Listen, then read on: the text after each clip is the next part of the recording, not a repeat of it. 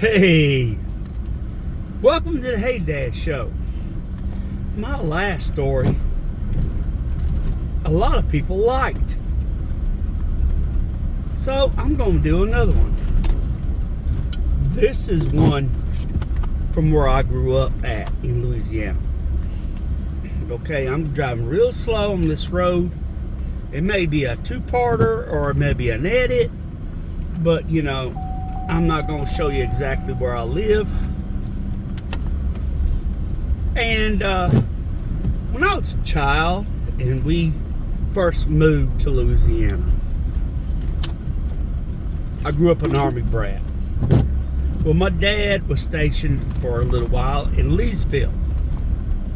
He liked Louisiana. I mean, there was offshore fishing, bass fishing, crappie fishing, all kinds of fishing, deer hunting, and at that time, a smidgen of bear hunting, all the things my dad loved. Matter of fact, when my dad was alive, me and him used to hunt all kinds of places and all kinds of things. Now that I'm basically solo with my wife and kids, not so much. Heard a lot of things, seen a lot of things, some things that make you want to go, what in the hell? Hey, I have a saying and my kids hated it, but it's something that I do honestly live by. I know what goes bump in the night. Okay? Me and my brother, Lord have mercy, the crap we have seen. Well, we moved to this little old town on the Texas-Louisiana border on the Sabine River. And my dad and mom made friends with some neighbors, and they were called the Stanleys. Mr. and Mr. Stanley. They were antique old when I was a child. And he come to see us, I don't know, and he was like 101. He had to have somebody drive him there to visit us. His wife, Mama Stanley, had passed away like 20 years early. I mean, I really liked this old man. My dad did too. You know, my dad grew up in the Illinois, Missouri, Ozarks, you know, all that, or whatever that mountain range is there. All their legends, the Wampus Cat and all that. And then he joined the military, special forces, after a while. And, well, he learned, hey, not everything's cool. I'll tell you a story he told me about something that happened to him in Vietnam at a later date.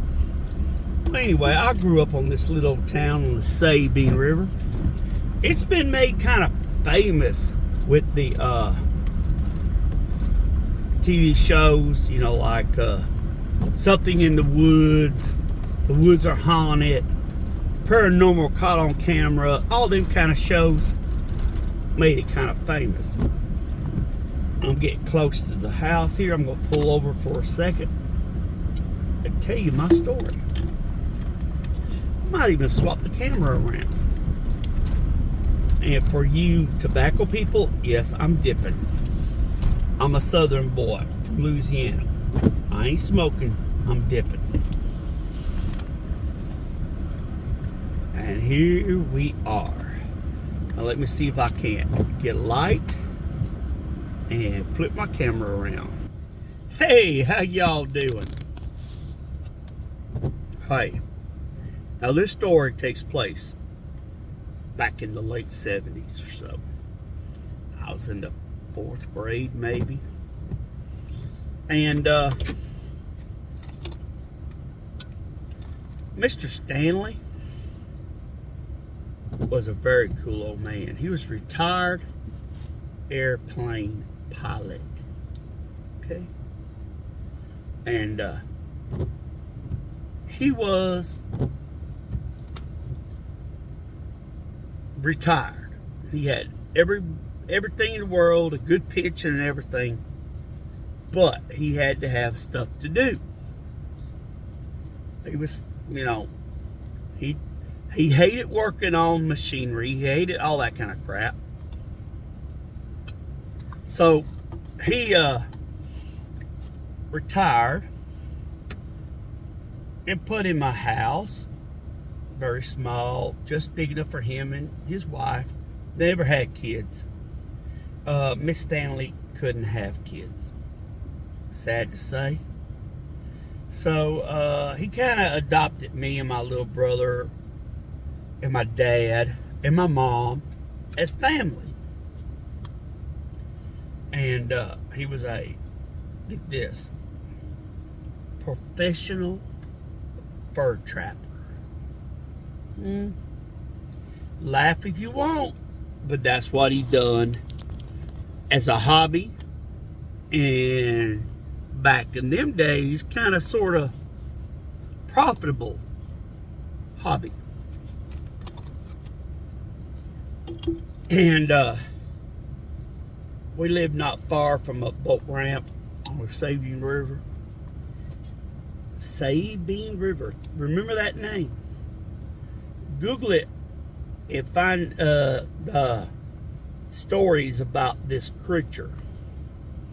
Okay, it stretches all the way from the Gulf dang near down there where it dumps off, all the way up north into Texas, I think Oklahoma, where the Sabine River starts. Well, he has many stories. And I was thinking about doing a series called the Mr. Stanley Stories. Well, Mr. Stanley, my dad would get off work and he'd come home, drop off his lunch box and stuff, kiss mama and everything, and well, me or my little brother, big sister, she was busy helping mama. Usually it was me, because little brother was little brother. He stayed close to mama. Well, we'd go over to Mr. Stanley's house, which just a few, maybe 50, 60 yards, 75 yards up and down the road from where we lived at the time, before my dad bought land and cows and all that kind of crap. And he sat in his skinning shed, because usually by the time my dad got off, it was dark. And Mr. Stanley was out there with the day's harvest, skinning and preparing, getting the meat ready and getting the hides ready. You will not believe, back in them days, and probably still today, I know people today, but like coons, raccoons as northern people call them, down here in the south we call them coons, trash pandas. That was his primary thing. And he'd be skinning them, putting them on stretcher boards and scraping them and stuff. He always had a story. Well, me and my brother had a story too. This was my first weird incident. But we're going to tell that story at a later date. It involves my dad, Pride and Joy at the time, his Ford F-250, the old field kind with the gear shift way the hell up here. He put a camper on it, and he mounted a set of elk horns he killed on the front of the camper. And we go every weekend. School was out, chores were done, we were gone. And there was a little old place 25 miles, 30 miles away from where I grew up. Okay, where I grew up. And Mr. Stanley was telling a story about one time he had found where the river had finally busted through a jetty, an old handmade levee.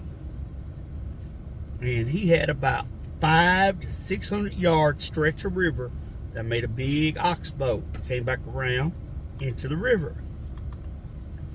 Well, at one end, the river was flooded. We had a lot of rain that year. And one end of that old levee, I'm talking this sucker was 1940s, 1930s. It was old. And he was putting around his commercial John boat. And he figured he'd go down in there and set some traps. Never been trapped. And years never been trapped. Never been fished either. I know he showed me my dad where it was. Well, let me tell you something. There was a lot of fish up in there that I don't think ever seen anything we throwed at them, and they were eating it up.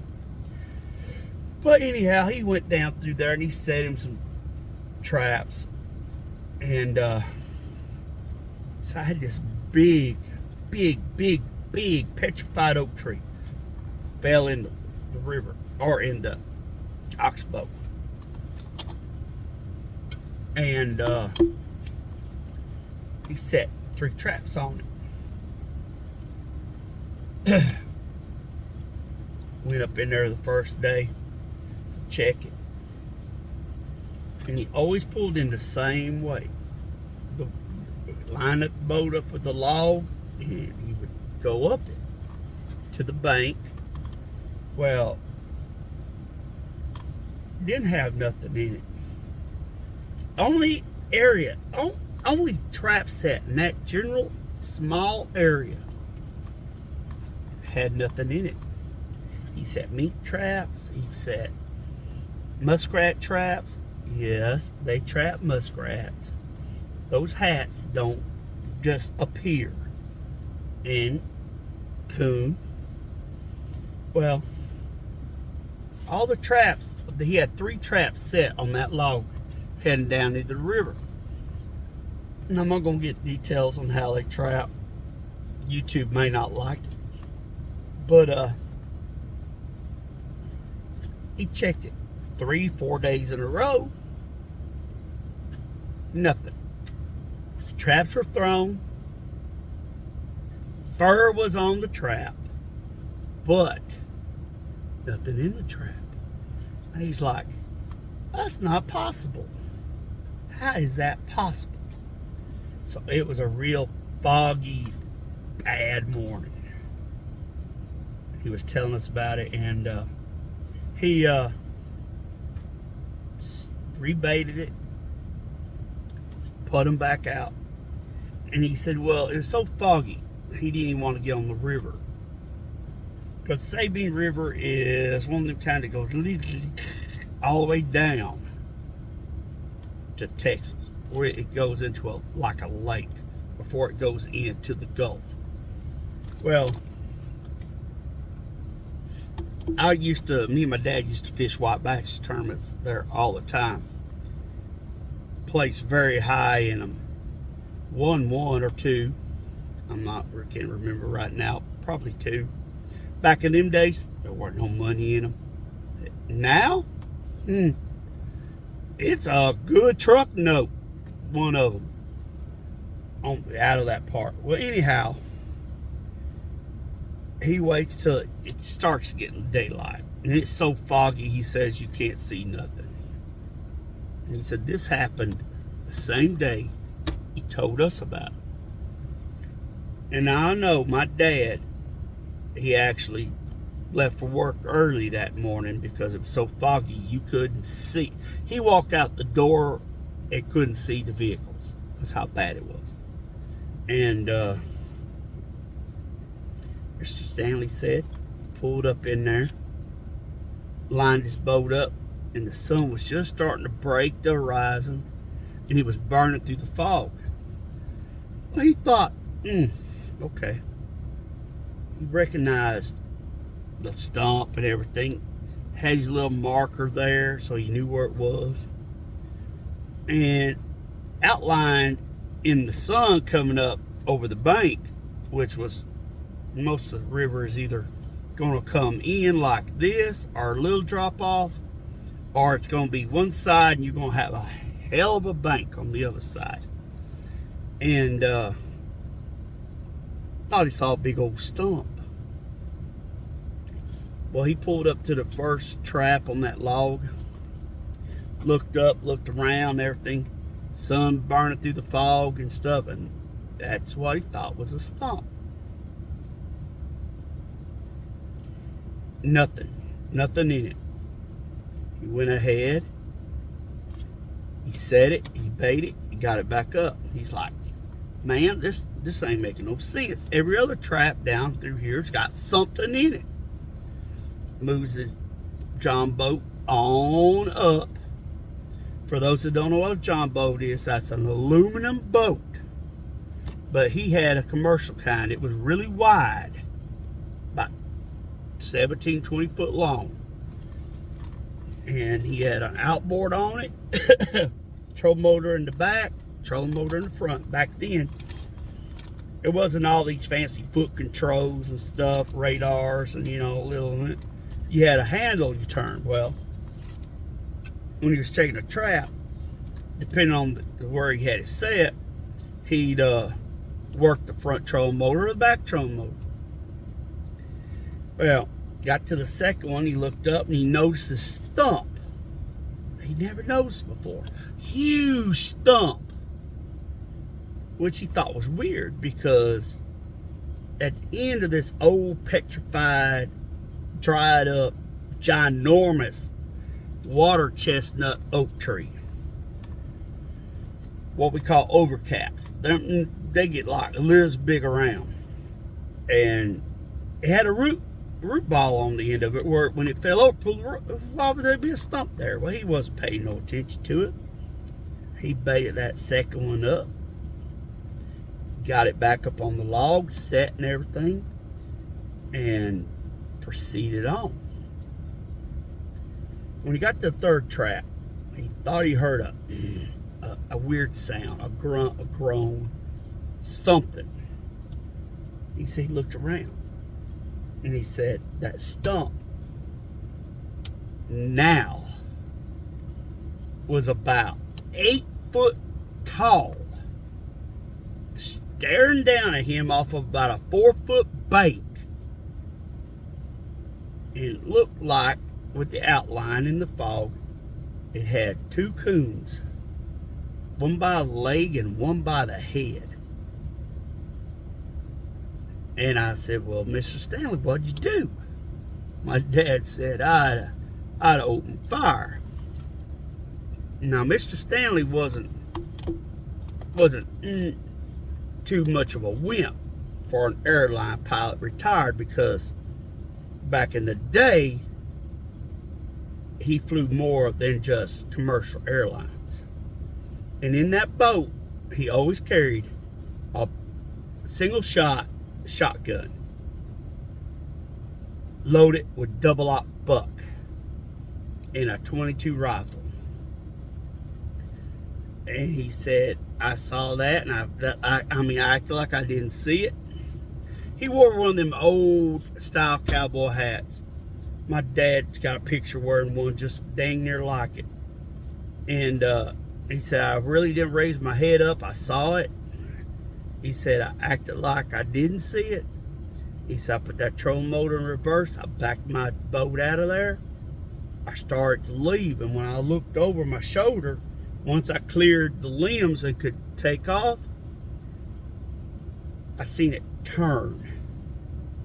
That's all I could see was it turn and start leaving. And he said, hardly made a sound. But every once in a while you hear or whatever he did. I can't remember the exact sound he made. And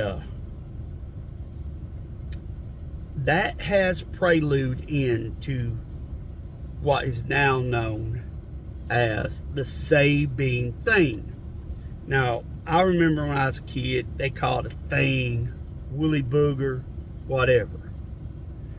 But it's the Sabine thing. Google the Discovery Channel, History Channel, wherever they have them shows, and put in Sabine thing.